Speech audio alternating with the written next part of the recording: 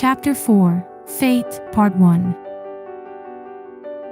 What he meant by, he also believes that. I still doubt whether my words back then gave you the reason to leave. Yichen's voice was neither loud nor low, but each word struck her heart heavily. How could he say such a thing? She clearly remembered the situation that day. After hearing what Yi said, she immediately went to confirm with him. Yichen would never lie to her. If he said it wasn't true, she would unquestionably believe him. But what if he really liked Yi? What would she do then? The worst scenario she could think of on her way there was that Yichen would tell her he also loved Yi. She never expected to be met with his disdainful gaze and cutting words. Go, I don't want to see you. Xiao Mosheng, I wish I had never known you. His resolute tone and expression still felt like a shattering blow when she recalled them now. But now he was saying she betrayed him. What do you mean? Mosheng stared at her shoes and asked softly but clearly. The two of them standing still amidst the moving crowd attracted the attention of those around them. Yichen pulled her to a secluded spot, released his grip on her, and lit a cigarette. How should he tell her the truth? No, he couldn't. He spoke firmly. That day, your father came to see me. Seeing her shocked expression, a faint mocking smile appeared on his handsome face. Didn't expect that, did you? Ha! I didn't expect it either. My girlfriend turned out to be the mayor's daughter. Mosheng's face went pale. The mayor's daughter. The mayor's daughter. What an ironic title. She and Yichen came from the same place, Y City. Back then, they regarded it as a huge coincidence and fate, but now it was a source of deep embarrassment. If he knew she was Xiao Qingyuan's daughter, then he must also know. Mosheng said unsteadily, you should know about my father's situation. Yes. Yichen nodded. Xiao Qingyuan was involved in corruption and bribery worth tens of millions, and his deeds were exposed before he committed suicide in prison, shocking the entire country. Mosheng closed her eyes, feeling indifferent. What did my father say to you? Yichen lowered his gaze. He could still vividly recall Xiao Qingyuan's words that day. You're a very outstanding young man, Xiaosheng likes you a lot, and I don't want to object. If you're willing to go to the United States with Xiaosheng, I'll help you with everything, visa, accommodation, school, you don't need to worry about anything. What a tempting offer. After a long silence, Yichen said heavily, as a poor student living on part-time jobs and scholarships, what do you think he said to me? Mosheng fell silent. She understood her father. He always scorned people who had no value or background he could exploit. She could fully imagine what excessively harsh words he must have said to Yichen. Otherwise, with Yichen's composure, how could he be so furious with her? I'm sorry. The truth turned out to be like this. Her long-held beliefs were completely overturned, and Mosheng's mind was in chaos, feeling like everything had turned upside down. Who is this sorry for? Yourself or your father? If it's on behalf of your father, there's no need. Yichen said coldly. Mosheng weakly defended herself. I didn't know at the time. Then why didn't you come and ask me? Yichen's voice was as icy and sharp as coming from hell. You sentenced me to death without even asking. Xiao Mosheng, guess how much I hated you over these years. Hate. Mosheng retreated in panic, but she couldn't escape from his control. He suddenly grabbed her shoulders tightly, the force making her wonder if her bones would shatter. I never provoked you, why did you come and provoke me? And once you did, why did you give up halfway? His desperate and angry questioning made Mosheng unable to utter even a sorry. She instinctively closed her eyes, afraid to look at him. I just want to ask you now. Yichen gradually calmed down, his burning gaze fixed on her. If you had known everything back then, would you still have left? Would she still have left? Mosheng was stunned. She never expected him to ask such a question. If it was 7 years ago, she would have unhesitatingly said no.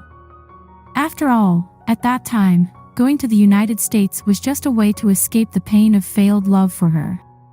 But now she understood that everything 7 years ago was already planned by her father as an escape plan. Otherwise, how could the visa be processed so quickly? How could everything in the United States be arranged in advance? Everything had been decided without her knowledge, and she had no doubt that even if she didn't want to go, she would have been forced onto the plane.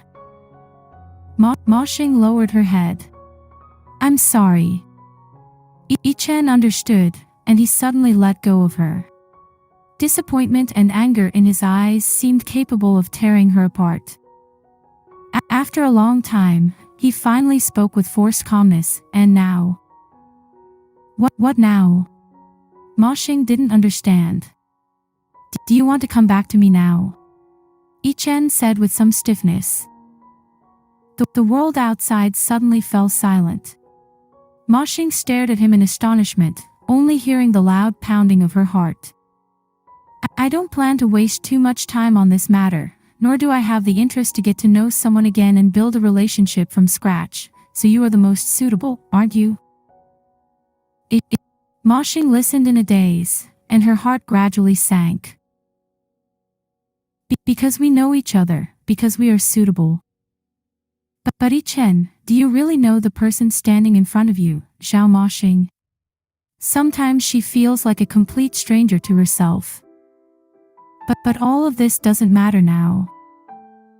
She no longer has the strength to chase after a distant heart, nor does she want to possess a love that could be shattered at any moment. She can't bear to experience the sound of the world collapsing around her for a second time. So, Yichen, I'm sorry. Forgive my weakness. I just didn't expect that even you couldn't give me courage. She actually rejected him so quickly. Yichen steadied himself and said, You don't have to answer me so quickly, you. His words were gently interrupted by Mosheng, I am married. The words abruptly stopped, and Yichen looked at her incredulously, asking each word with unmistakable clarity, What did you say? Mosheng fixed her gaze on her own shadow on the ground and said softly, I got married 3 years ago, in the United States. Yichen's face turned cold and gloomy, emitting an aura that seemed to freeze the air around him. He glared at her fiercely, as if he could strangle her at any moment. For a long time, she finally heard his ice-cold voice, Xiao Mosheng, I must have been crazy to let you trample on me like this. Days passed unchanged, and when Mosheng saw the notice about the National Day holiday on the magazine's bulletin board, she realized that September was coming to an end unnoticed. The entire summer had passed just like that. As National Day drew near, the atmosphere in the magazine became more relaxed. When it was almost time to finish work on the 30th, Xiaohong came over to ask Mosheng, Ashing, how are you planning to spend the 7-day National Day holiday? I haven't thought about it yet. Mosheng was busy sorting out the photos on her desk. Didn't think about it. I've been looking forward to it since May Day. Her exaggerated expression amused Mosheng, and she casually asked, why is it such a long break this year? It's like this every year. Xiaohong said somewhat strangely, then suddenly understood, oh, you've been abroad for too long, you probably don't know. We've had a 7-day holiday for several years now to promote tourism. This year, I plan to go to Phoenix Ancient Town. Do you want to come along? Seeing Xiaohong's sweet expression, Mosheng knew she must be going with that doctor. She smiled and said, "Should I accompany you throughout the trip and take pictures of you as a couple? My fee is quite high." "Hey, you're so annoying." Xiao Hong covered her face in embarrassment. After a while, she put her hand down but noticed that Mosheng, who had just been joking with her, fell into silence again with a vacant expression.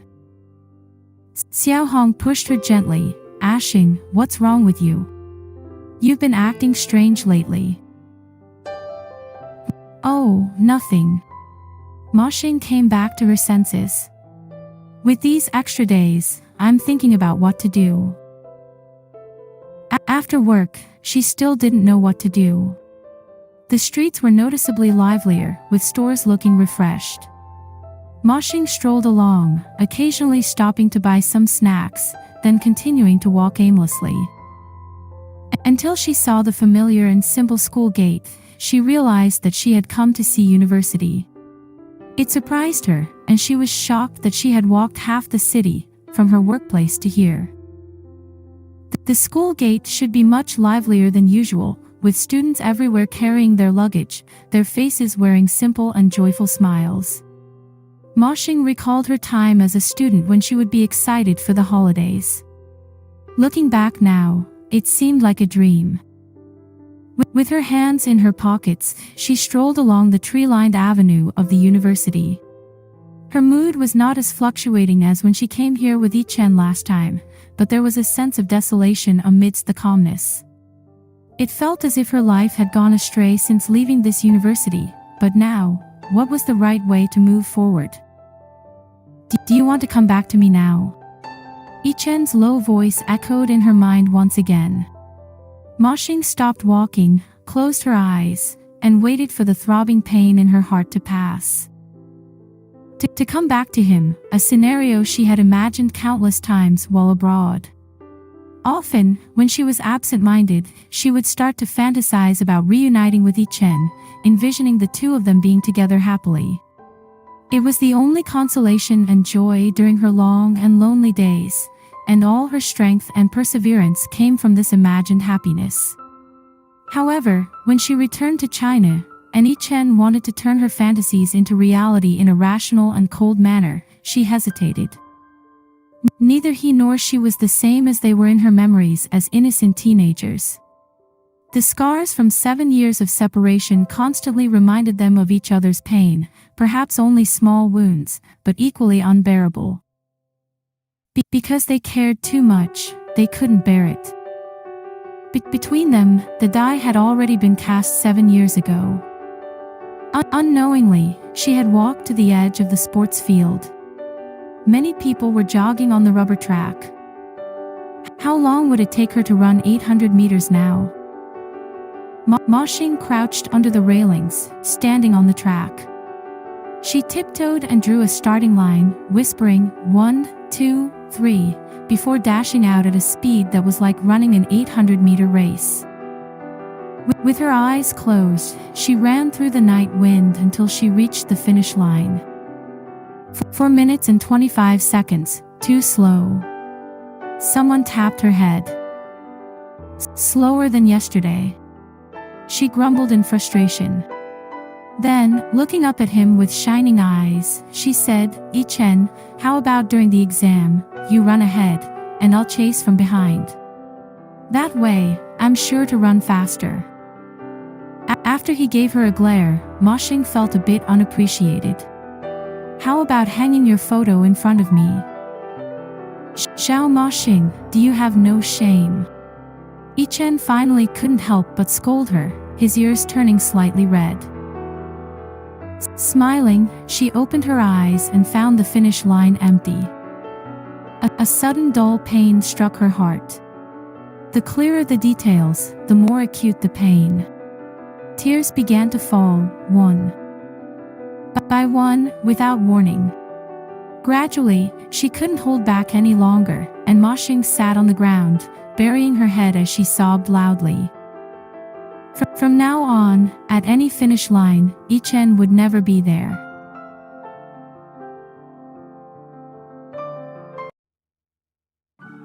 Chapter 4, Destiny, Part 2.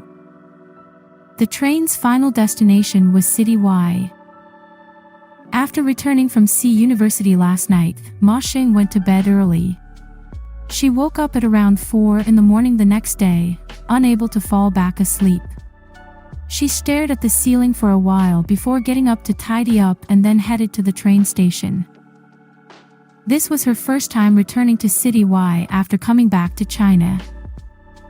The train arrived in City Y at noon. It was raining, much cooler than City A, and the cold wind made people shiver. Standing on the steps of the train station, clutching her thin clothes, Mosheng looked up at the city that raised her. A mixed feeling of desolation and joy surged in her heart. She wondered if this was what they called homesickness. "Miss, are you here for tourism? Do you need accommodation at the lowest price in the city? Miss, would you like a tour guide? Special discounts for National Day." As she walked through the square, she encountered many people trying to solicit business. Perhaps her searching expression made her look like a tourist rather than a local. Mosheng couldn't help but self-mockingly feel a bit bitter. Fortunately, the bus stop was still in the same place, and the bus routes hadn't changed. She easily found it. Someone had once said that to truly understand a city, you should take the bus multiple times because it would take you through all the vibrant places in the city. Mosheng looked out of the bus window at the pedestrians, vehicles, streets, and shops passing by. In the misty drizzle, this small Jiangnan city seemed indistinct, much like her current mood. Qinghannu Village, next stop, please prepare to get off. She alighted from the bus, and an old building came into view. Qinghannu Village had been around for more than 10 years. Mosheng had grown up here, little by little. She had never imagined that one day, standing in front of the familiar building, her heart would be filled with a sense of loss for what was gone. This time she came back to find her mother. Mosheng hadn't been in touch with her for over 7 years, and she didn't know if her mother still lived here. The rain outside grew heavier. Mosheng rushed into the hallway, knocked on the door, but nobody answered. Has she gone out, or has she already moved away? She waited for more than an hour at the door, but still, no one came back. Her clothes were wet and clinging to her body, and her toes had become ice cold. Mosheng suddenly remembered that there seemed to be a similar incident when she was a child. She got caught in the rain on her way back from school, and there was no one at home. She had waited for more than 2 hours at the door before her father came back carrying a briefcase. She still remembered how distressed her father looked then, holding her tightly and saying repeatedly, "Daddy is not good, Daddy is not good, Xiaoxing, spank Daddy." When with her middle-aged father, he turned into a mischievous child and played pranks with her wherever they went. There was no trace of the imposing Mayor Zhao, but he was always too busy, and the time he could spare for his daughter was limited. Mosheng's classmates had envied her father being a government official. But at that young age, she had written in her compositions, "My wish is for my father to come home on time every day and not have any uncles come to talk to him at our house." However, whenever he had time, her official father would dote on Mosheng as if she were a treasure, unlike her mother. In her memories, her mother had always been cold and rarely smiled at her. Xiaoxing. A surprised voice brought Mosheng back from her memories. Aunt Huang. The middle-aged woman standing in front of her was their neighbor. Her husband used to work with Mosheng's father at the city government, and their families were quite close.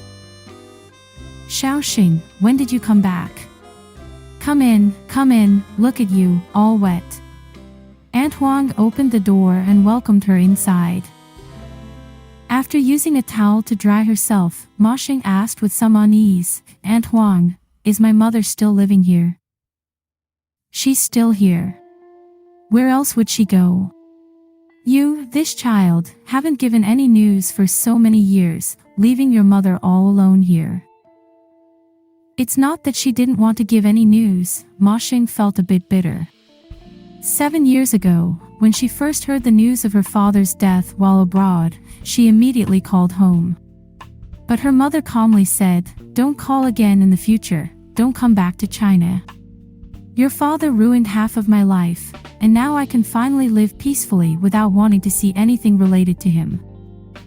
Then, she hung up the phone, and when Mosheng called again, it was already a disconnected number. Later, she learned some unbelievable hidden truths from Uncle Li, her father's old classmate in the United States. Mosheng didn't respond to Aunt Huang's complaint. "Is my mother in good health? I haven't heard of any health problems. It's not a good time for you to come back. She just went out with the community tour group and won't be back for 5 days. Stay with Aunt Huang for now. She went on a trip." Mosheng hadn't expected that answer.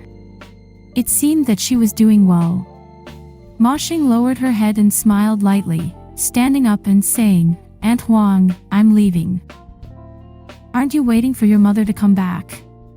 Aunt Huang asked in surprise. "I'm not waiting anymore. I just wanted to see if she's doing well, and then there were some things I wanted to ask her." Mosheng paused for a moment. "Now I know that she's doing fine, and I suddenly don't want to ask about those things anymore. The outcome was already like this, and the reasons no longer mattered." "Aunt Huang, thank you. Please don't tell my mother that I came." Before leaving, Mosheng asked Aunt Huang for the address of her father's grave, Seat 157, Area A of Jinji Mountain Cemetery, just like a residential address.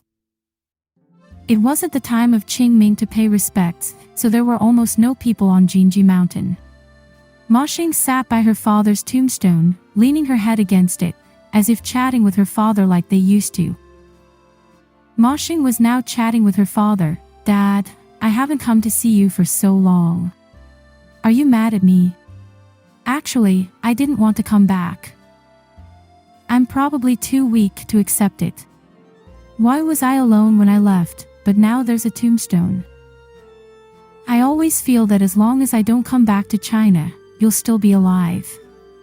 I still remember the cheese biscuits you bought for me before I boarded the plane. You lied to me, saying that you wanted me to go to the United States to see if it's good or not, and if it's not good, I can come back. But I felt that it wasn't good at all, yet I couldn't come back." The photo on the tombstone showed a young person who resembled Mosheng smiling kindly from beginning to end. Mosheng wiped the photo with her sleeve. "Dad, this photo is from your university days, right? Don't think that using such a young picture can pass for a young ghost." The mountains were shrouded in thin mist, and the surroundings were so quiet as if there were no other sounds in the world. Mosheng knocked on the tombstone. "Dad, you're ignoring me." After a long silence, Mosheng's eyes gradually became misty like the fog in the mountains. "Dad," he said, "it's HeYiSheng. Do you remember him? He said we can be together again. What do you think?" Of course, there was no one to answer. After a while, Mosheng said softly, "Actually, I don't think it's a good idea. He is so outstanding, and many people like him. He can find someone better. We've been apart for so many years, and there are so many strangers between us. If we get back together, there will be numerous conflicts, and he will be disappointed with me very quickly, just like he often was disappointed with me before. I don't know how I'll be if we break up again. Right now, at least, I've gotten used to this." She couldn't say anything more at this point. She didn't know how long it had passed when Mosheng softly said, "I'm doing fine, Dad. Don't worry about me. I have to go, Dad." When she descended the mountain, the rain had already stopped. She looked back at the mountain peak, which was about to vanish into the night and thin mist, as if it belonged to another world. When she returned to the city, it was already dark. Mosheng checked the time. It seemed she could only leave tomorrow. She inquired several hotels in the city area, but they were all fully booked. Finally, she settled into an expensive hotel in the city center, took a shower, dried her clothes, and since it was too early to sleep, she got up and went downstairs. As soon as she stepped out of the hotel, she found herself on the most bustling Zhenguan Road in City Y. The city had beautiful mountains and waters and was a somewhat famous tourist city. At this moment, there were still quite a few tourists on Zhenguan Road. Suddenly, Mosheng remembered that she first met Yichen in City Y on this busy street. At that time, they were already dating. However, during the winter vacation of their freshman year, Yichen refused to give her home phone number. She felt so wronged and sad. How could a girlfriend not even know her boyfriend's home phone number?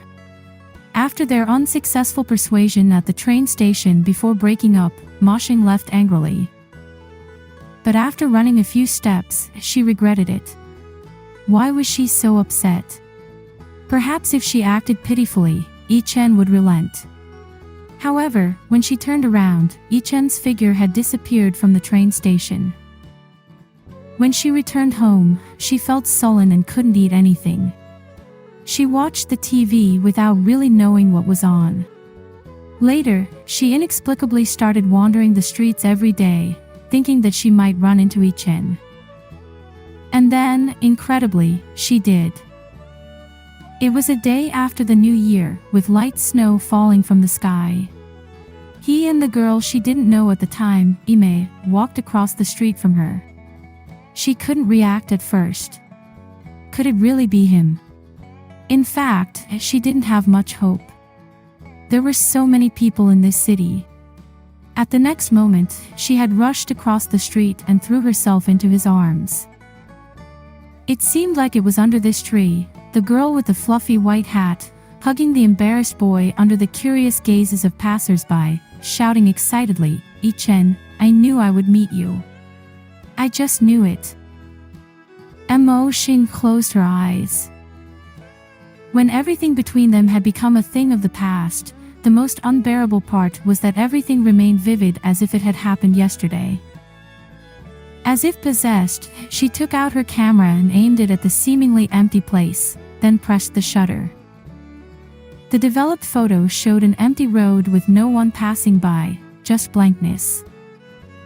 After the holidays, Mosheng's work became even busier. Only Xiao Hong had a lot of free time. She had just finished her program and was currently on break, so she spent her days loitering around Mosheng's office, worrying about Mosheng's lifelong matter.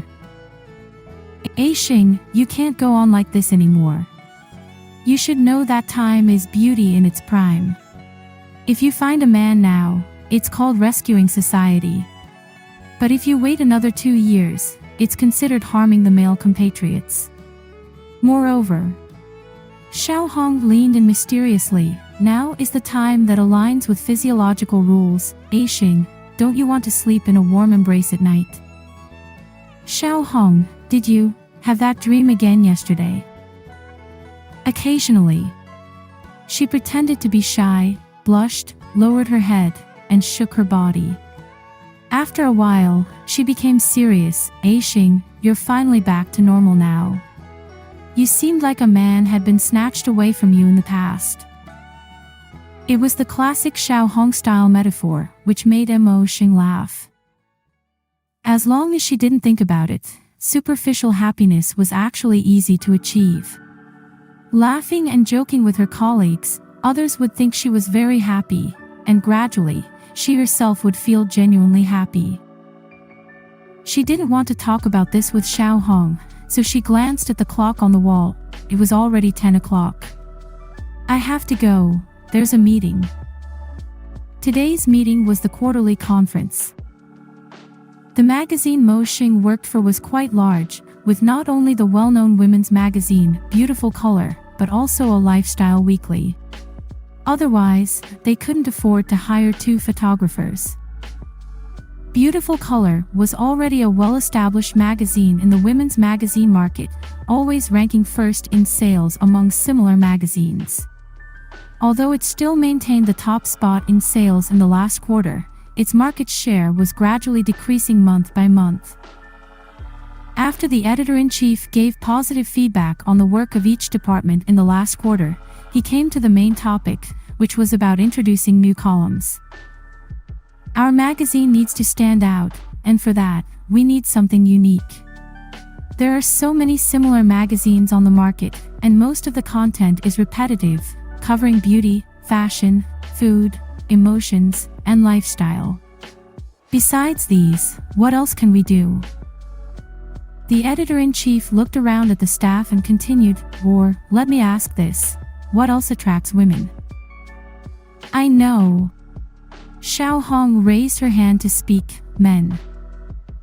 Everyone burst into laughter. However, the editor-in-chief nodded seriously. Xiao Hong may appear straightforward most of the time, but she's quite perceptive. Let's cut to the chase. He opened the slide, and the theme read, Elite Men. Whispers started among the staff. We're a women's magazine. Is it weird to feature men as a topic? Someone raised a question among the colleagues. You all understand the law of attraction between the opposite sexes, right? Men's magazines use women on their covers all the time, so why can't women's magazines write about men? The editor-in-chief retorted. After discussing for a while, the editor-in-chief said, in any case, the market is the only truth. So we have decided to do 4 issues for now, and we'll see if we should continue based on the reader's response. If anyone has any opinions, feel free to share. What about the candidates? I've already selected 4, but if anyone objects, they can suggest others. The editor-in-chief clicked the mouse, and 4 photos of young men appeared on the white screen. Our candidates are not those unattainable rich playboys or diamonds in the rough, but elites from various fields.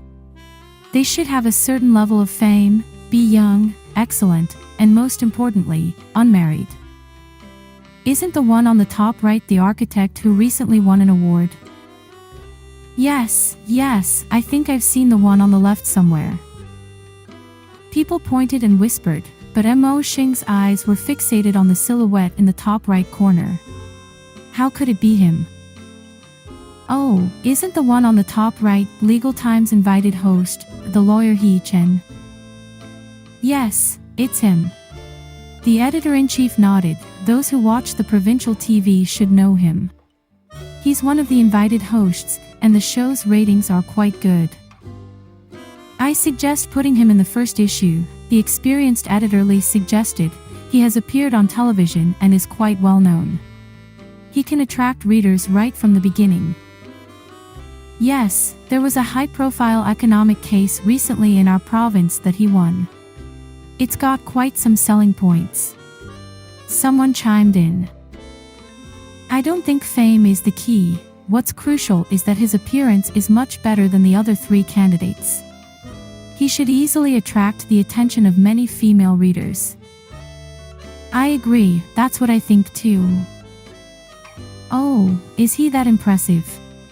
Mosheng heard the new intern next to her, Xiao Su, mumble quietly. You're just jealous. Huang, sitting next to him, laughed. Jealousy won't help. He might be earning in an hour what we earn in a month.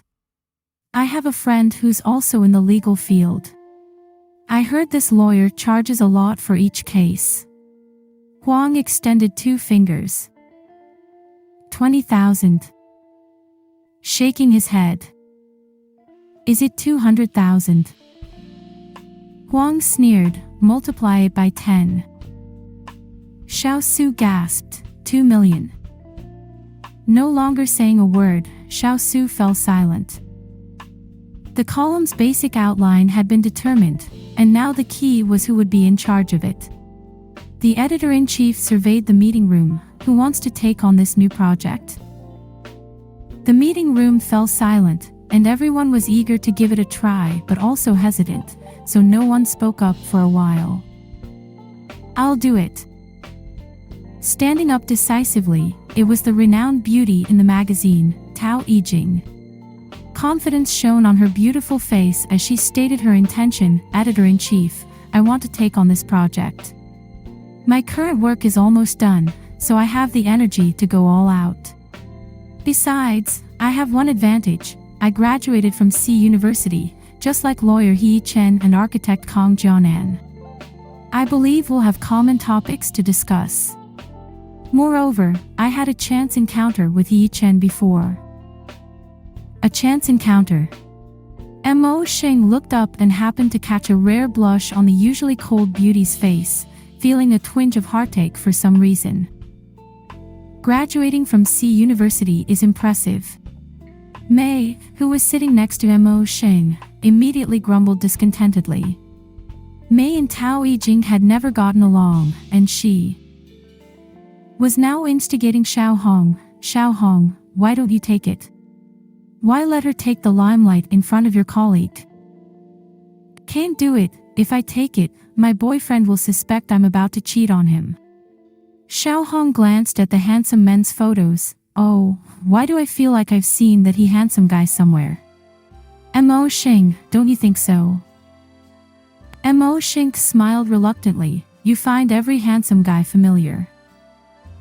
At this moment, the editor-in-chief had decided on Tao Yijing. Yijing, we'll leave it to you, and I trust you will complete it successfully.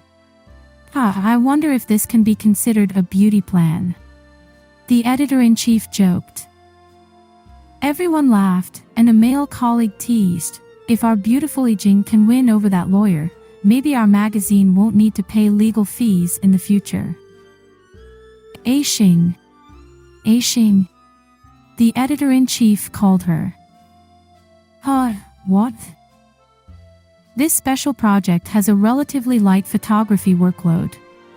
Please spare some time and cooperate with Yijing as much as possible. Mosheng hesitated for a moment, unable to find a suitable excuse to refuse, so she could only nod in agreement, planning to talk to Lao Bai privately later. Maybe she wasn't suitable to appear in front of him. Currently, the only intersection between Mosheng and Tao Yijing's work was a column called White Collar Apartments. The column started by introducing the living environment of single white-collar workers and discussed their lifestyle concepts. Mosheng was responsible for photography, while Tao Yijing was responsible for the text. After work ended that morning, Tao Yijing said, "Let's have lunch together. But I made an appointment with a friend. Do you mind?" "You have a friend, I'll just go back first." Mosheng was a bit hesitant. "It's okay. If you go back alone, we won't be able to reimburse the fare." Since Tao Yijing put it that way, Mosheng could only nod. At the restaurant, Mosheng found out that Tao Yijing's friend was called Guli, the female host of Legal Time. "Tutor, this is my colleague, Xiao Mosheng. She's a photographer and will be in charge of the photography for this interview. Yixing, this is my senior sister from C University, Guli, who is currently the host of Legal Time." "Hello." Guli nodded elegantly in greeting. "Hello." Mosheng returned the greeting, feeling the urge to leave. It really was a small world. Guli was a typical white-collar beauty, fashionable in dress, graceful in demeanor, and her speech carried the friendly smile of a host. After some small talk, they got to the main topic, and Tao Yijing asked, "Senior sister, can you help us get in touch with Yi Chen for an interview?" "Get in touch? Why do I need to do that? Don't you two know each other?" "We only hosted an opening ceremony together a few years ago. After that, he graduated, and I don't think he even remembers my name now." A trace of loss flashed in her eyes, and Mosheng couldn't help but be moved by her desolate expression. "Maybe he will agree. Let me help you out," Guli said. "Help? I don't need your help, you two know each other." Tao Yijing rebuked, "Don't you remember? When I asked him to be the invited host, it was not easy." Guli remembered how she first saw her schoolmate, who had just gained fame in the legal field, when she proposed to work together. At that moment, the young lawyer's usually calm expression seemed a little absent and restless. It seemed as if she heard him mumble, "Does this count as standing in a prominent place?" Later, there was another occasion when he asked her about the show's ratings. She casually told him that it had quite high ratings among similar programs. Then, she heard him mutter in a low voice, "That means many people have seen it." "Yes, many people have seen it," she repeated at the time. Now that she thought back, perhaps this young lawyer also liked attention from the public. "Maybe he'll agree. I'll talk to him for you," Guli said at last. The place they were eating at was not accessible by taxi, so they had to walk through a square. The square was bustling with people, with many vendors setting up booths to promote their products. Tao Yijing noticed that Mosheng was slowing down and urged her, "Let's walk faster. It's almost time for work." "Oh." Seeing that her eyes seemed a bit absent, Tao Yijing couldn't help but ask, "What are you thinking about?" "Ha." As if awakened by her, Mosheng's tone was a bit despondent. "Nothing, just remembering when I got separated from a classmate here once. I searched for him for a long time before finding him. I said to him, if I couldn't find him, I would climb onto the display platform." "Why?" He asked the same thing. Mosheng smiled wishfully. "I said, since I couldn't find him, I would stand in a prominent place and let him find me." Was Yichen appearing on television hoping she would find him? This time, is it his turn to stand in a prominent place? Or was she just overthinking things again? "Do you like someone?" Tao Yijing asked. Mosheng didn't answer, but after a while, Tao Yijing heard her say softly, "Someone I really like."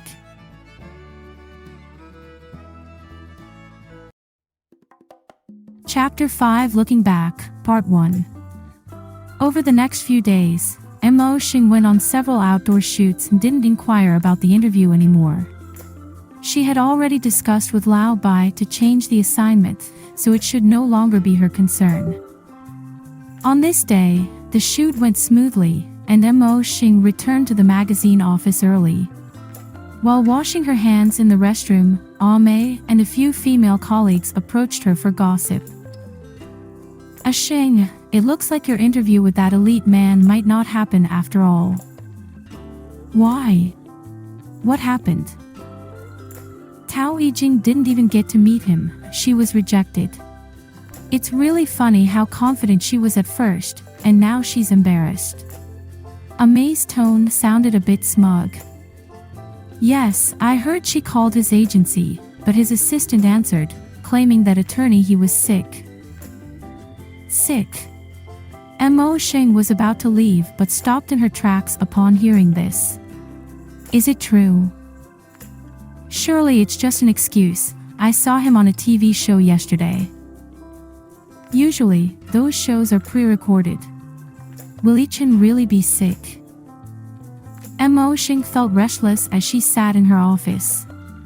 At one moment, she mocked herself, "Xiao Mosheng, why do you care about him now? It's not your turn anymore." "Sheng, there's a phone call for you." Lao Bai handed her the phone. "It seems you already received 2 calls earlier this morning." "Yes, I'll take it." Mosheng picked up the phone. "Hello, who's this?" "Are you Xiao Mosheng?" A gentle male voice came from the other end.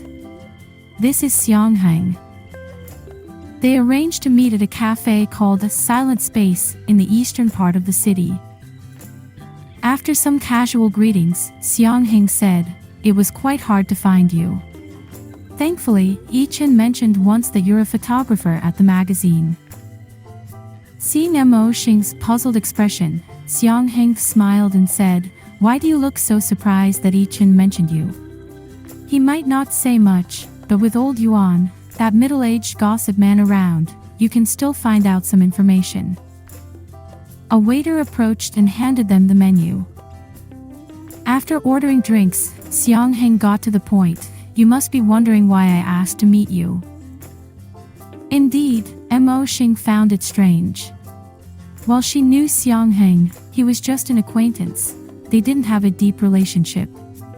For a long time, her impression of him was merely Yi Chen's roommate, and she couldn't even recall his name clearly. It wasn't until she went with their dorm mates for hotpot once, a gathering that required bringing a companion, and Xiangheng was the only one left alone. Someone teased him, "Xiangheng, even Yi Chen got conquered by someone. How much longer will you remain single?" Sighing, Xiangheng had said, "It's easy for you to say that. Where can I find someone as tenacious and unwavering as Mosheng to conquer me?" Unfortunately, Yi Chen chimed in, "If you want her, I can give her to you, which will leave me in peace." Mosheng was completely innocent back then. Anything she said seemed to invite trouble. Those law school people, they all had sharp tongues.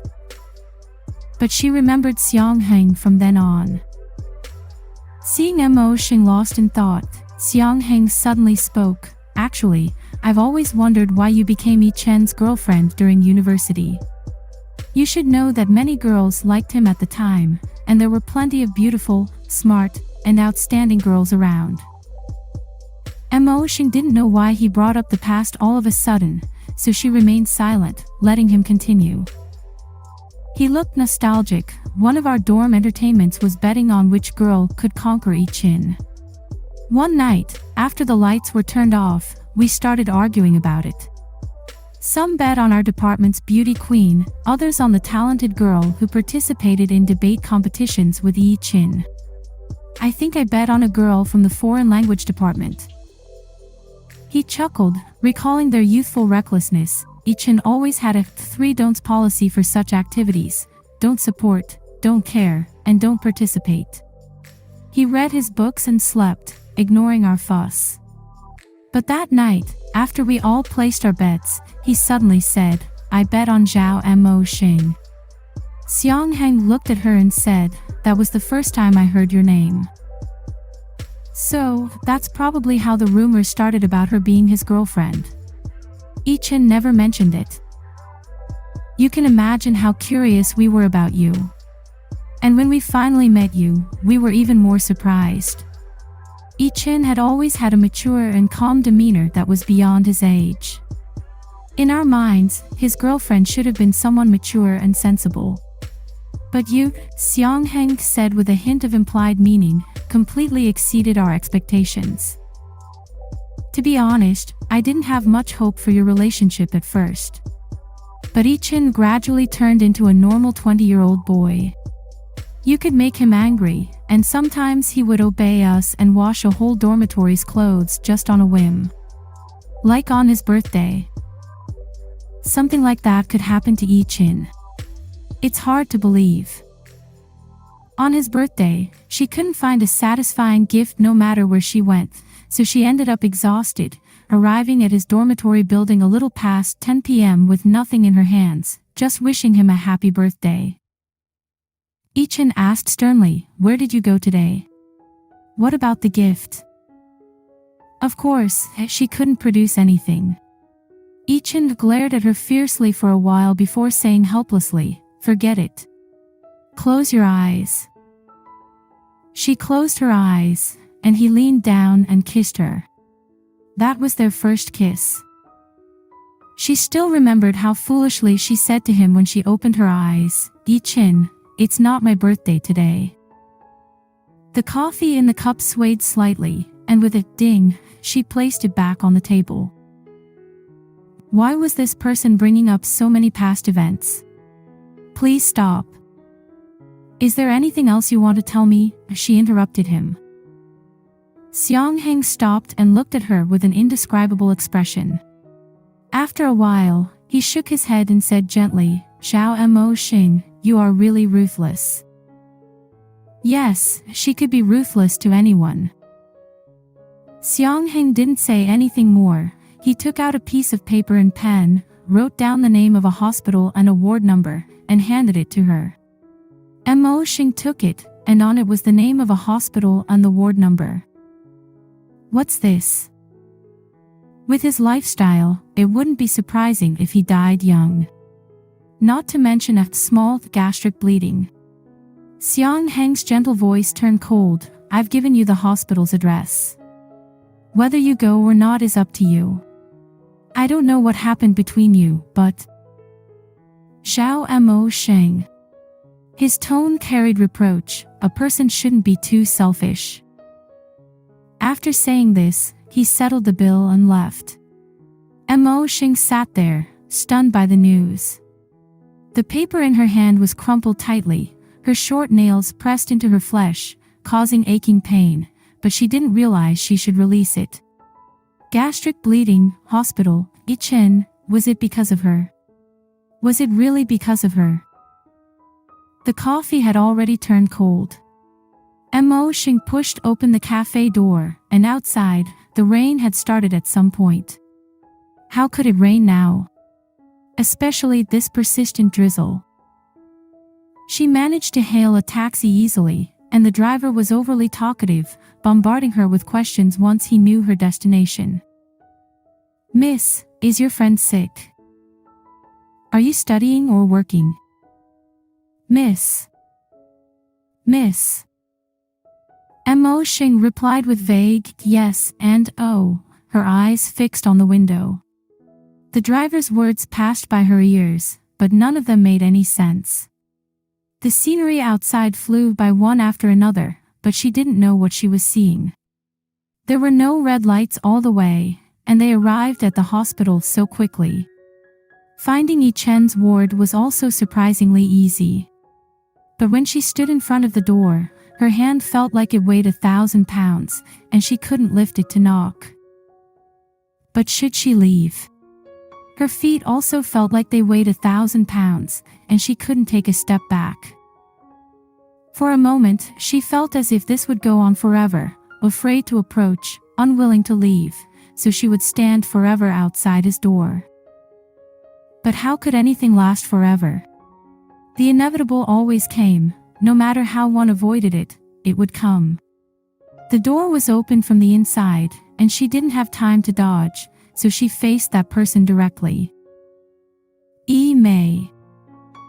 Some people seemed destined to meet and for the reason always to be the same, like Yi Mei and her. Mosheng later pondered, how did this gentle and beautiful girl listen to Yichen introducing her as my younger sister? When she used to introduce herself boldly as Yichen's girlfriend, and Yichen didn't object, how much pain did Yi Mei feel at that moment? Ah, Yi Mei, it's been a long time. Mosheng, it's good to see you again. Yes, it's finally good. Are you here to visit Yichen? Yi Mei asked. He just fell asleep. If you have time, can you accompany me to his place to get some daily necessities for him? Mosheng hesitated for a moment and nodded, sure. Is he all right? He's fine. The doctor said as long as he rests more and takes care of his diet, he'll be fine. That's good, Mosheng said softly. They chatted on their way, but it was just about recent events. Yi Mei said, I've been meaning to find you, but my company suddenly sent me on an out-of-town assignment, and I was so busy that I couldn't find time. When I finally came back, Yichen fell ill. Sigh, now I finally understand the pain of a working woman. Mosheng said, I never expected you to become such a powerful woman. Isn't that what you are too? You used to be indifferent and randomly took photos with your camera, but who would have thought you'd become a photographer? Mosheng smiled, I'm still taking random photos now. Yi Mei laughed, if your boss heard you say that, he'd be furious. We're here. She stopped and took out her keys to open the door. Mosheng paused for a moment, then followed her inside.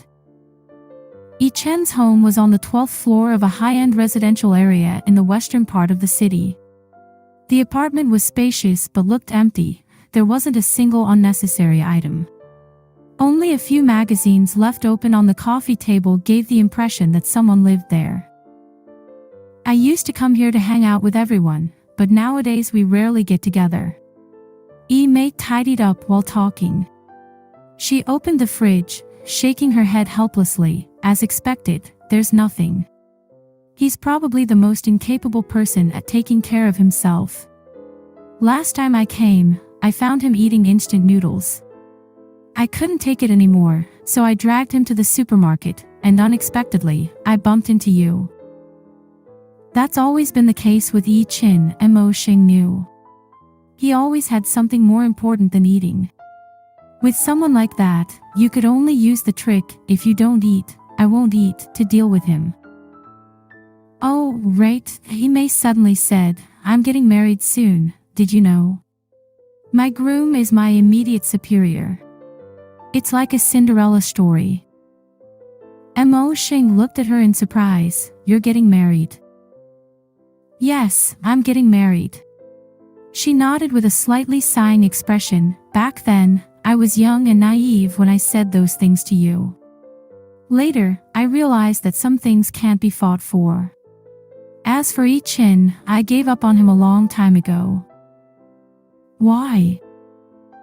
Probably because I couldn't wait for him.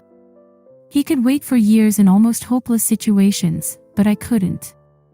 Yi Mei fell silent for a moment and continued. Around 3 or 4 years ago, when Yi Sheng won a big case, a few of us from his law firm went out to celebrate. He got drunk, and I sent him back. He vomited all over the place, and when I was helping him clean up, he suddenly hugged me and kept asking, why won't you come back? I'm ready to give up everything, why won't you come back?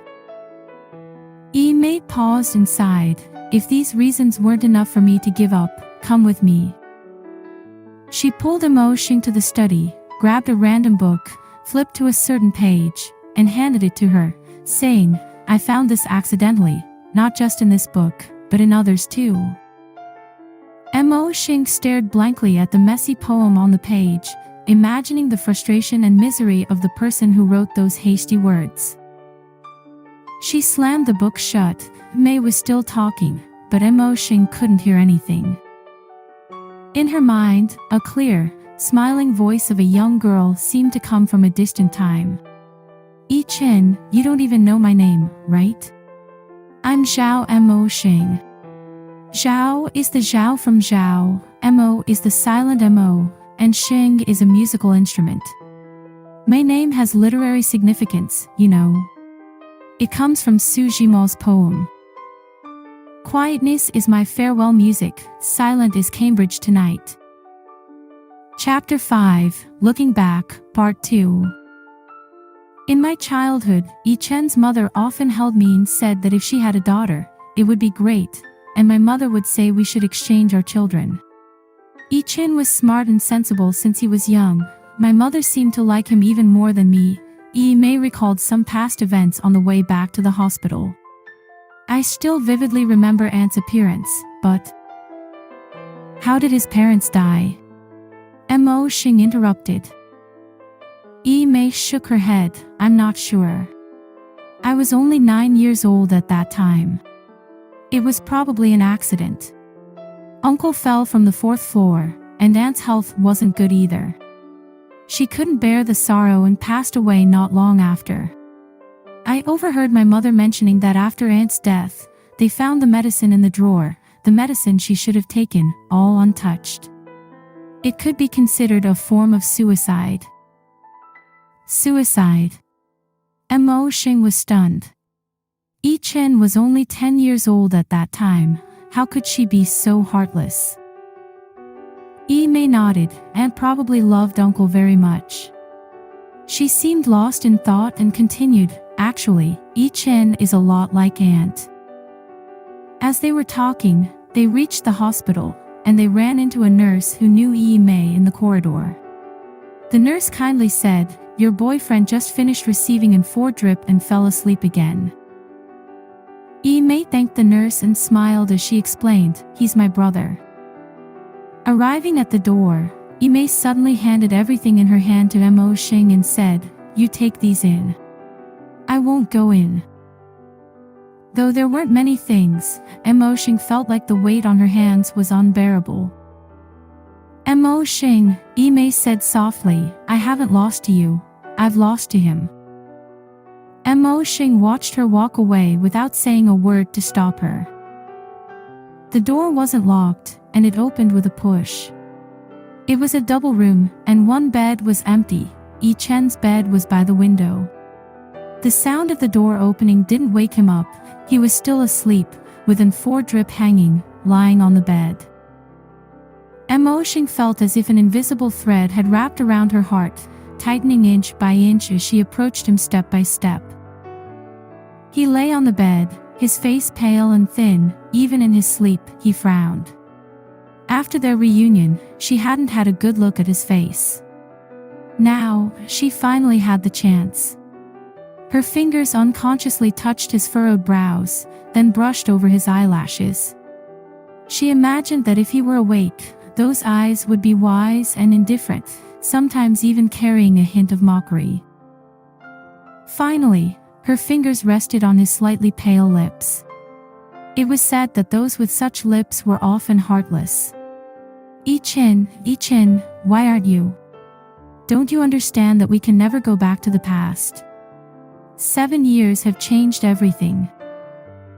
Then, before she realized what she was doing, her lips replaced her fingers. Her lips were still cold from outside, while his were unexpectedly warm. However, this warmth made her heart ache suddenly, and tears streamed down uncontrollably. Until her wrist was firmly grabbed by someone. Yichen. Was he awake? Mosheng's mind went blank, her eyes blurred by tears, unable to see his face clearly, but she could hear his angry voice. "What are you doing?" Yichen gritted his teeth. "Zhao Mosheng, what do you mean by this?" She stammered, and all her thoughts vanished. For a moment, all she could do was stare at his blurred face in confusion. The force gripping her wrist tightened as if he wanted to crush it. She wanted to hold back her tears, but they flowed uncontrollably, faster and faster. How could this happen? She clearly heard something solid in her heart breaking. The sound of that break made her feel frightened and panicked. And Yichen's forceful and angry demeanor made her timid. She didn't know what she was doing. Wasn't she supposed to completely cut him out of her life along with the past? Then what had she just done? She was completely lost. Run away. The thought emerged, immediately taking control of her actions.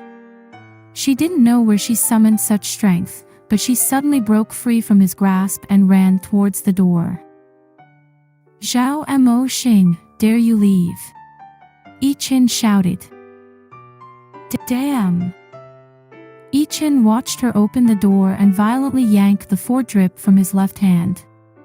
He tried to get off the bed to stop her, but being still in recovery and lying in bed for so long, his hurried steps made him stumble and fall clumsily beside the bed. Mosheng naturally knew nothing about this. She followed a crowd of people into the elevator, and the people inside glanced at her before lowering their heads, lost in their own thoughts. In this hospital, where partings and farewells happened every day, 1 or 2 tearful people were nothing unusual. When she stepped out of the enclosed elevator, the cacophony of the lobby filled her ears, and Mosheng suddenly didn't know where to go.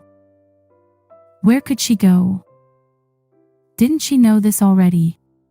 In this vast world, there wasn't a place where she could escape Yichen.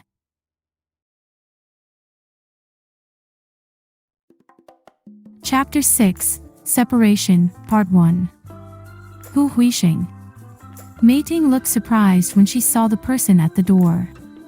HeYiSheng, aren't you still at the hospital? I was discharged this morning. Meiting, bring the case files for the Honest Company's case to my office later, Yichen said as he walked inside. Do we have any important messages these days? Yes. Mei Ting immediately pulled out some records and reported several important messages.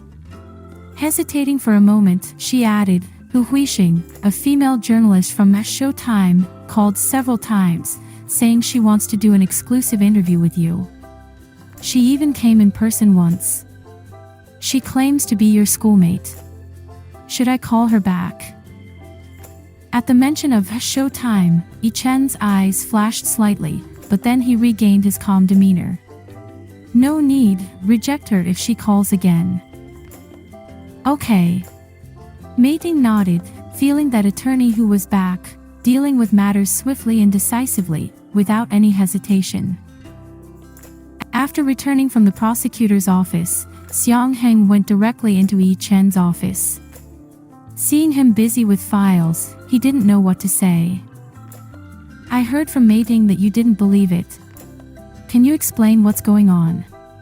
Xiang Heng finally mustered the courage to ask. What's going on? Yi Chen looked up from the files, his face still a bit pale, but his eyes were clear and sharp. Don't play dumb. I remember you're not supposed to be discharged until the day after tomorrow, so why are you here now? Xiang Heng said. I was discharged early. Xiang Heng sighed. Although he was also a lawyer, he had to admit that talking to lawyers could be troublesome, as they always managed to avoid answering straightforwardly. Are you trying to get yourself killed? The firm won't collapse without you. Not necessarily. Yi Chen raised the files. I remember you and Lao Yuan aren't good at this. Xiang Heng snorted. At least we won't fall on the negotiation table. Xiang Heng, Yi Chen leaned back in his chair and looked at his old friend with some helplessness. I won't joke about my own life. Normally, you wouldn't. Xiang Heng tried to say, but he didn't know what to say next. You know, Yi Chen said, I have to thank you. If it weren't for the blow you dealt me, I wouldn't have been completely awakened. You. Xiang Heng opened his mouth but didn't know what to say. You can rest assured, Yi Chen continued, I am completely finished with her. No, I should say that my one-sided affection for her is completely over. At 11 o'clock in the evening, Yi Chen parked the car and walked into the elevator, his mind still going over the details of the negotiation the day after tomorrow. He felt like he hadn't returned before 10 o'clock any day during this period. With several cases going on at the same time, he was busy to the point of exhaustion. Xiang Heng had long given up trying to persuade him, while Lao Yuan was calculating how much the firm's revenue would increase this quarter, laughing and saying he would prepare the best coffin for him. In fact, he was also exhausted, but he needed this kind of busyness. The elevator dinged, and the 12th floor arrived. Yi Chen walked out, took out his key, and prepared to open the door. All his actions froze when he saw the person sitting at his doorstep. She wore a thin sweater and sat huddled at his doorstep, her chin resting on her knees, her eyes blankly staring at the ground in front of her. Hearing footsteps, she looked up, looking even more haggard than him. She appeared thinner, with a sharp chin, and her large eyes showed a hint of panic when she saw him. She seemed to be in some kind of desperate situation, at a loss as to what to do. Nobody said a word, and Yi Chen stayed still for 3 seconds before walking past her without looking at her. Smoothly opening the door, he walked in and then closed the door again. But the door didn't make a sound when it closed. His sleeve was tightly gripped by a hand. Yi Chen. Even though she was frightened by his anger, she still managed to say something, her voice sounding pitiful, like a small creature whimpering. Do you still want me? Did she know what she was saying? Yi Chen could only turn around to glare at her, as if he had seen a ghost. Her voice was low and soft, but on this quiet night, how could he not hear clearly? He tried to grasp some rationality back, trying to pull back his sleeve, but her hand stubbornly held on. The familiar act of stubbornness made Yichen feel a bit ridiculous. Let go. Perhaps his voice was too severe, and her hand trembled slightly before slowly releasing its grip, one finger at a time. She looked up with her head down, and he couldn't see her expression, but he could feel the slight unease in her gaze. Without her needing to say it, Yichen understood completely. What rationale, what calmness, all vanished without a trace. Anger and embarrassment filled his body. Why are you still playing the fool, Hua? Until when will you keep this one-sided clown show going? Alright, tell me what you want me to do. Become your secret lover in China or your clandestine affair? Zhao and Mosheng, let me tell you, you've got the wrong person if you want sympathy and comfort. He tried hard to control himself from not strangling her. It's not. I'm not him. Mosheng's voice was not coherent, and she couldn't explain the relationship between her and Yinghui in just a few words. In desperation, she said, I got divorced. She blurted it out, repeating, I got divorced. Divorced? Yichen's face became colder, and he mocked, why do you think I, Yichen, would want a divorced woman? Mosheng stood there, her face turning paler, her shoulders slumping. She had anticipated this, hadn't she? Why did she have to make this trip and make her dead heart die once again? Just because of a few lines of poetry, because of that picture, how foolish she was to take this gamble. Yet she still wanted him to know. It's not like that between me and him. Mosheng struggled to explain. Enough. Yichen cut her off angrily. You don't need to describe everything between you and your ex-husband. If you're looking for sympathy and comfort, you've come to the wrong person. Her lips moved, and she couldn't continue. Saying it or not, what difference did it make? The fact couldn't be changed. I'm leaving. Mosheng stood up, not looking at him, her voice trembling as she said, sorry to bother you. He didn't stop her as if he were caught in a puzzle. She opened the door, but then heard him say from behind, wait. She turned back, and he stood up from the sofa, picking up the car keys from the table. I'll take you back. Mosheng was taken aback and shook her head. No need. I can go by myself.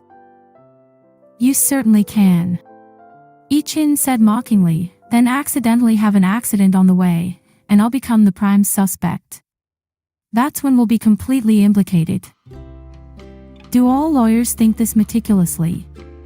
Mosheng struggled to say, thank you. The last time in this lifetime, Yichen said coldly. Chapter 6 Separation, Part 2. Mosheng had never ridden in a car that fast before. The driver seemed calm, but the speed was terrifying. When the car finally stopped, she felt pale and weak, while Yichen looked as composed as if he had just taken a leisurely stroll. Give me a reason. He looked ahead and spoke.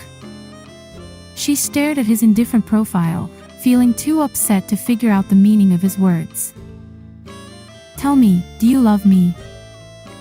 Mosheng froze and choked up, Yichen, That's enough. He abruptly interrupted her again, don't say it. She didn't know how to respond, gazing at his unpredictable expression. After a while, he said, you can go. I'll give you an answer tomorrow. Perhaps due to motion sickness, she had trouble sleeping that night. When she was in a half-asleep state, her phone rang, and she immediately picked it up. Hello. I'm downstairs. Bring your ID card and come down. He hung up before she could ask anything. Holding her belongings hastily, Mosheng rushed downstairs. Yichen's car was parked across the street. She hesitated for a moment before opening the door and getting in. Do you have your ID card? he asked. Yes. Mosheng was puzzled. Why do you need my ID card?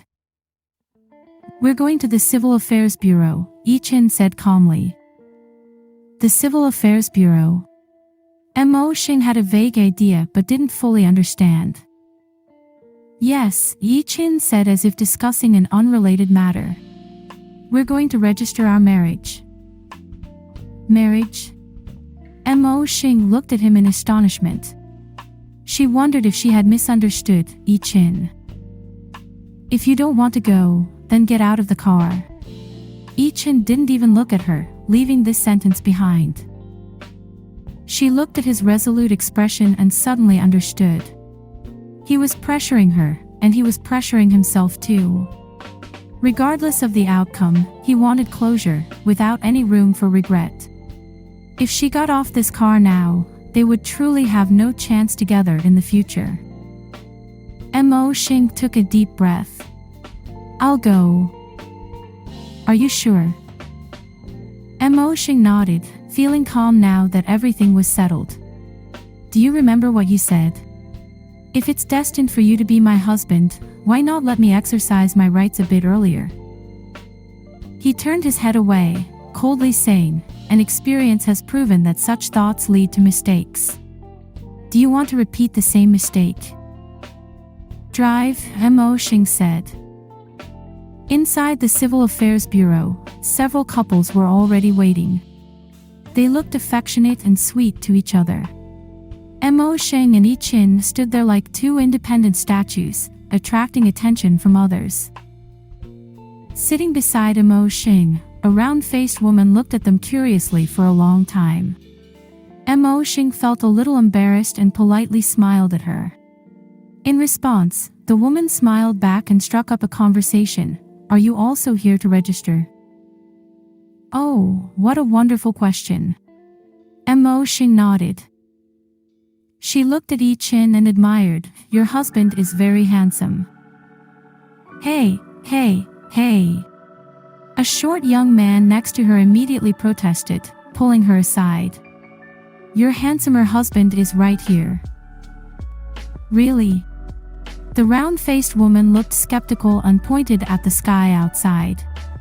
Look, why are there so many cows flying around in the sky? Immediately, her husband chimed in, because I'm here blowing them. Mosheng couldn't help but laugh.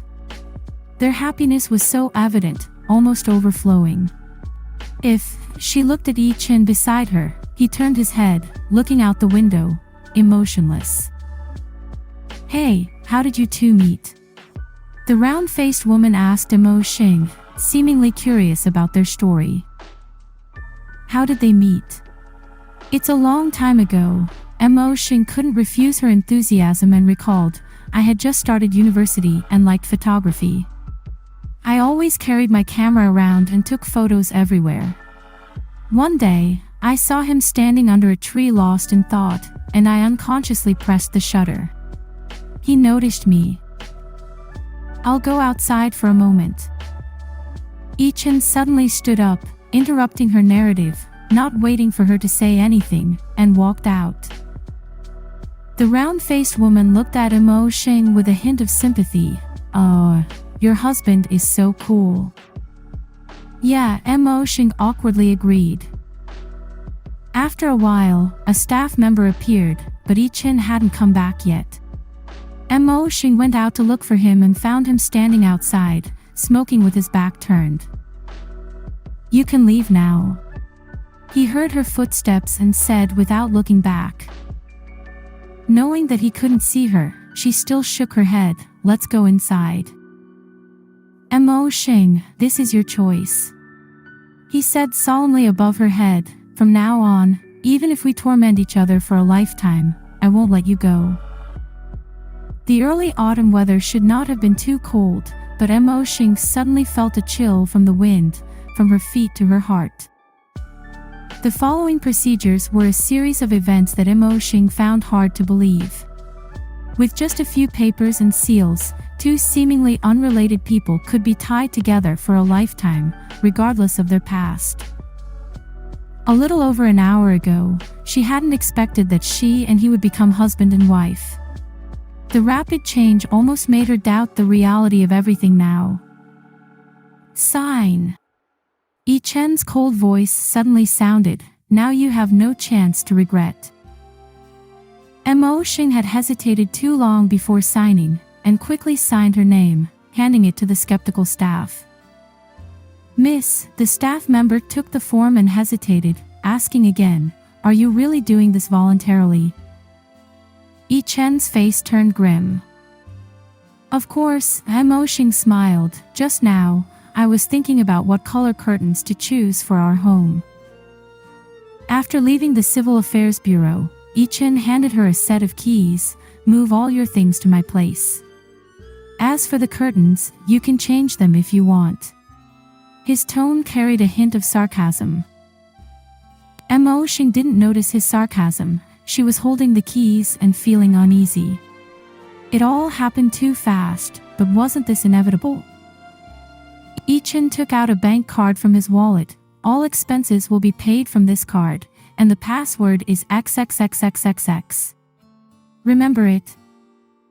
Mosheng nodded and hastily replied, you don't need to give me the card. I have my own.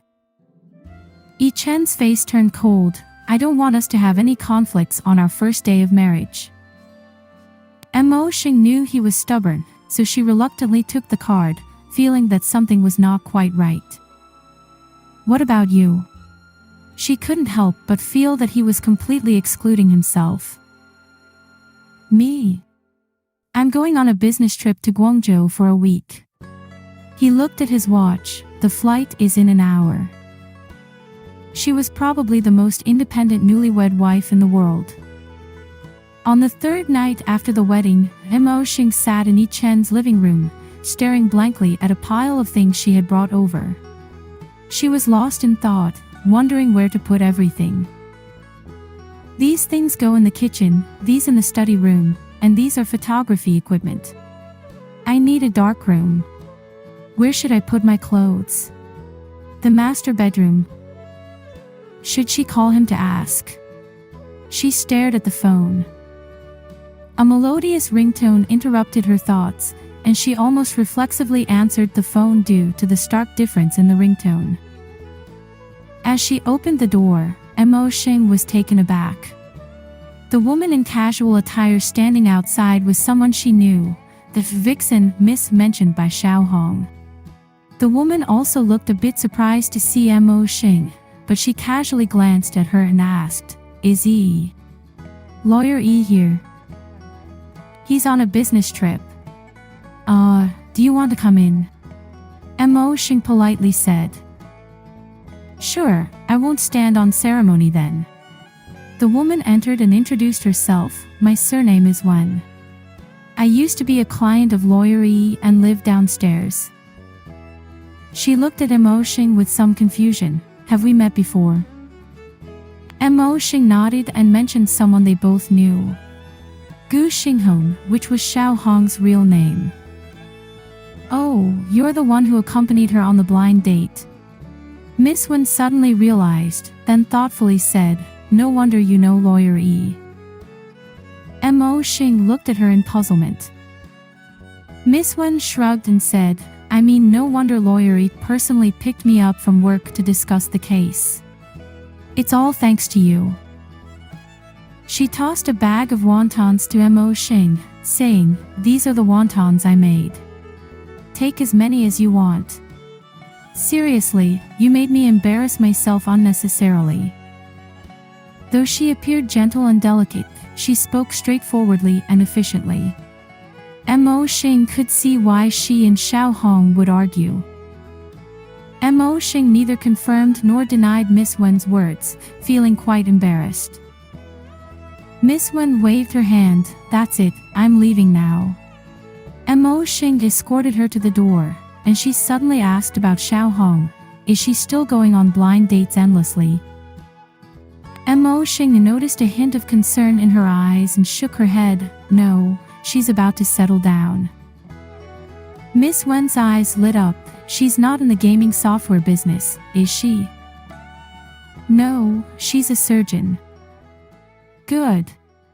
Miss Wen seemed relieved. She finally figured it out. Don't let her hate me. That man doesn't love me.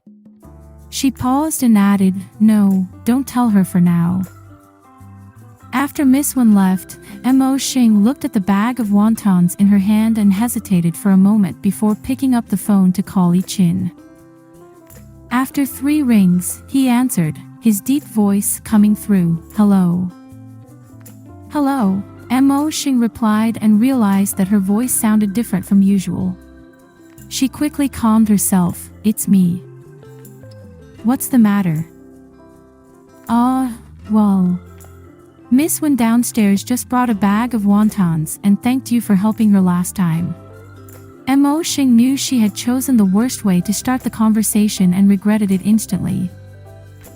There was a moment of silence on the other end, and then he spoke in a mocking tone, what are you suspecting? Rest assured, even if I had any thoughts about her in the past, they were unsuccessful.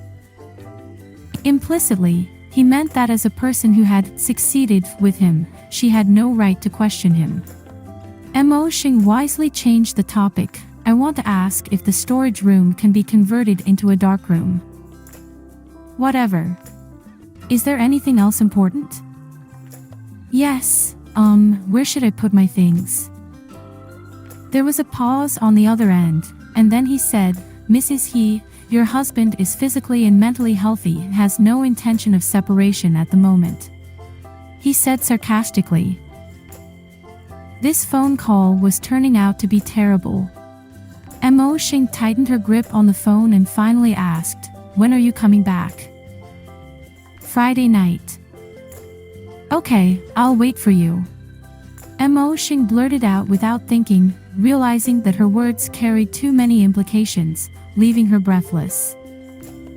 There was silence on the other end, and then a click sound, indicating that he had hung up the phone. Mosheng was dumbfounded. He actually hung up just like that. Yichen put the phone away and walked into a private room. Li, the boss of the foreign trade company, stood up to toast him as he entered. Lawyer He, where did you go? Come, let me toast you again. Today's negotiation was really splendid. Yichen smiled politely, clinked glasses, and downed the drink. It was all just flattery and small talk. After more than an hour of eating, Li said, Lawyer He, it looks like we've eaten enough here. Why don't we go somewhere else? The group of men immediately understood what Li meant and gave ambiguous smiles. Seeing their expressions, Yichen quickly said, Li, you guys go ahead. I'll head back to the hotel first. Yichen, you're being impolite. Li purposely frowned. Yichen smiled wryly and said, my wife keeps a close watch on me. Just a moment ago, she called to check on my whereabouts. If she calls while I'm not at the hotel, I'm afraid there won't be any peace when I get home. The group of men immediately wore sympathetic expressions, and Li said, since Lawyer He insists, we won't force you. Let Xiao Yang give you a ride back. The driver Xiao Yang stood up to offer, but Yichen declined, no need. The hotel is not far, and I can enjoy the night view on the way back. Finally breaking free, Yichen didn't want to return to the hotel. He turned in the opposite direction and strolled through a square, mingling with the elderly, couples, and children, enjoying the peace amidst the bustling city. Suddenly, a flash of light caught his attention, and he turned to find someone taking a photo. 2 girls who appeared to be students, probably tourists, were taking pictures in the square. For some reason, the scene reminded him of the first time he saw her, the same sudden flash of light followed by the sight of a girl holding a camera, smiling at him. Any person wouldn't be pleased to be secretly photographed, but at the time, he didn't say anything and just stared at her with a frown. Initially feeling a bit guilty for being caught, she quickly straightened herself and asked, Hey, I'm taking photos of the scenery, why did you suddenly appear? He was somewhat angry, but her words made him unsure whether to be angry or amused. He just ignored her and walked away. To his surprise, she caught up with him and asked, "Hey, why did you leave? If you're taking photos of the scenery, why do I have to be around?" he retorted. She blushed instantly, stammering for a while before finally admitting, "Okay, I confess I took a photo of you." Knowing how to admit one's mistakes was a sign of redemption. He started walking again, but she continued to follow him. After walking a while, he couldn't help but turn around. "Why are you following me?" "You haven't told me your name and major yet," she innocently said. "Why should I tell you? How else can I give you the photo? I don't need it." "Oh." She nodded, seemingly unbothered. "Then I'll just develop it and ask around." He couldn't believe it. "Stay right there." "What for? Are you worried I won't find you?" She looked like she wasn't in a hurry. "Although there are tens of thousands of students in the school, with determination, I will eventually find you. I'll ask everyone one by one." In that case, he might as well not stay in school anymore. He clenched his teeth and said, "HeYiChen, second-year law student." Afterwards, he turned around and walked away. Even from a distance, he could hear her laughter. 2 days later, she indeed found him and presented the developed photo as if offering a treasure. In the picture, he was immersed in thought under the setting sun. Look, it's the first time I've managed to capture light and shadow so well. Can you see the sunlight through the leaves?" But when he looked up, he saw the sun jumping on her face, unreasonably shining through the layers of clouds and illuminating his heart. He couldn't even refuse. She was the only ray of sunshine in his gloomy life, but this ray of sunshine didn't shine solely on him. In the 7 years since she left, there was another man. HeYiChen closed his eyes. "Admit it, HeYiChen, you're insanely jealous."